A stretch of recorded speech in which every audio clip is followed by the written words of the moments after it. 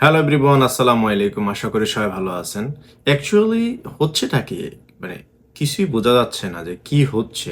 Continuously আমি বলব যে নতুন নতুন রুলস, নতুন নতুন ইমপ্লিমেন্টেশন যেটা হচ্ছে গিয়ে ইউএসএ তে যারা নন ইমিগ্রেন্ট আছে, স্পেশালি যারা স্টাডি শেষ করে বা কন্টিনিউ স্টাডি এটা এখনো কন্টিনিউ করতেছে, তাদের মনে একটা ভয় কাজ করতেছে বা আর আসলে বুঝে উঠতে পারতেছে না যে তাদের ফিউচারটা অ্যাকচুয়ালি কোথায়। গতকালকে ইউএস প্রেসিডেন্ট ডোনাল্ড ট্রাম্প একটা নিউ প্রোক্লামেশনে সাইন করছে। যদিও এটা আমি সাথে সাথে আমার পেজ আমি ইনফরমেশন দিছিলাম। সো অ্যাকচুয়ালি এই প্রোক্লামেশনটা সাইনটা ছিল H1B ভিসা ফি নিয়ে। যদিও এই H1B ভিসা ফিটা অ্যাকচুয়ালি খুব কম ছিল, অল্প কিছু ডলারের মাধ্যমে এই প্রসেসটা কমপ্লিট করা যেত। বাট এখন যেটা হচ্ছে গিয়ে আপনার আহ, যদি আমি বাংলায় বলি, $100,000 হচ্ছে যে এটার ফি। মানে কোনো এমপ্লয়ার যদি কোনো এমপ্লয়িকে রাখতে চায় থ্রু H1B স্ট্যাটাস, তাহলে তাকে ইয়ারলি এই ফিটা পে করতে হবে। এখন কথা হচ্ছে H1Bটা আমরা অনেকেই জানি না। যারা জানে তারা তো ভালো কথা। যারা এখানকার যারা নন ইমিগ্রেন্ট স্টুডেন্ট, তারা অ্যাকচুয়ালি স্টাডিটা শেষ করে, এটার আগে যে প্রসেসটা ছিল, স্টাডিটা শেষ করে আমাদের মাস্টার্স হোক বা আমাদের ব্যাচেলর হোক, শেষ করে আমাদের একটা লটারি সিস্টেম ছিল, মানে H1B লটারি। সো এই H1B লটারিতে যদি আপনার নাম উঠতো, দেন আপনার স্ট্যাটাসটা তখন H1B চলে যেত আর কি। আর আপনাকে কোনো এমপ্লয়ার যদি আপনাকে রাখতে চাইতো, যেটা আমরা স্পন্সর বলি আর কি, স্পন্সর করতে চাইতো, তখন সেক্ষেত্রে অল্প কিছু ডলারের মধ্যে প্রসেসটা কমপ্লিট করা যেত। বাট এখন সিনারিওটা টোটালি ডিফারেন্ট।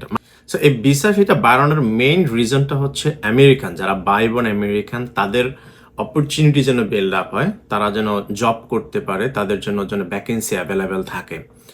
আর এই জিনিসটার জন্য হয়তো আমাদের বা স্পেশালি আমাদের অতটা বেশি এফেক্ট করবে না, অতটা বেশি এফেক্ট করবে ইন্ডিয়ান স্টুডেন্টস বা ইন্ডিয়ান যারা আছে তাদের জন্য। কারণ আমরা মোটামুটি অনেকেই জানি যে আইটি ইন্ডাস্ট্রিটা ইউএসএ তে মানে যদি আমি বলি যে আপনার অনেকটাই ইন্ডিয়ান বেসড আর কি। তো এখন দেখা যাক, এটা অবভিয়াসলি আমাদের জন্য খুবই একটা আমি বলবো যে ডিসঅ্যাপয়েন্টিং একটা ইনফরমেশন। আর আরেকটা জিনিস হচ্ছে গিয়ে আজকাল মানে কালকে রাতে আমি যখন রুমে আসছি, সেটা আমার রুমমেট হচ্ছে একজন সফটওয়্যার ইঞ্জিনিয়ার, খুবই একটা লিডিং একটা কোম্পানিতে জব করে ইউএস এর। সো তাকেও সেম একটা মেল করা হয়েছে, এবং আজকে সকালে ঘুম থেকে উঠে দেখলাম যে অনেকটা ইনফরমেশন যে মেটা এবং মাইক্রোসফট এরা এদের এমপ্লয়ীদেরকে 24 ঘন্টার ভিতরে চলে আসতে বলছে যারা ইউএস এর বাইরে আছে। ইভেন আমার রুমমেট কালকে রাত্রি বলছে যে ওনাদের একটা গ্রুপ থাকে আর কি, ওনাদের ইনফরমেশন অফিস থেকে মেইল করা হয়েছে যে কেউ যদি বাহিরে থাকে তাকে 24 ঘন্টার ভিতরে প্রবেশ করার জন্য। কারণ এটা 21 তারিখ থেকে এই নিউ রুলটা ইমপ্লিমেন্টেশন হবে। তো এই জন্য নতুন কোনো বড় কোনো কোম্পানি, মানে কোনো কোম্পানি এটা রিস্ক নিতে চাচ্ছে না, তারা এই জন্য তাদের এমপ্লয়ীদেরকে বলছে 24 ঘন্টার ভিতরে চলে আসার জন্য। ইভেন উইদাউট ইনফর্মিং কেউ যেন বাহিরে না যায়, মানে ইউএস এর বাহিরে যেন কেউ না যায়।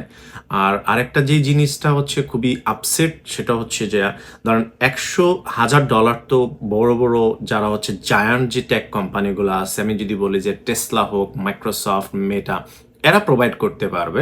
বাট যদি স্মলার যে এমপ্লয়ারগুলো আছে, স্মলার যে কোম্পানিগুলো আছে, এদের জন্য কোয়াইট ডিফিকাল্ট হবে যে 100,000 USD দিয়া একটা এমপ্লয়িকে রাখা।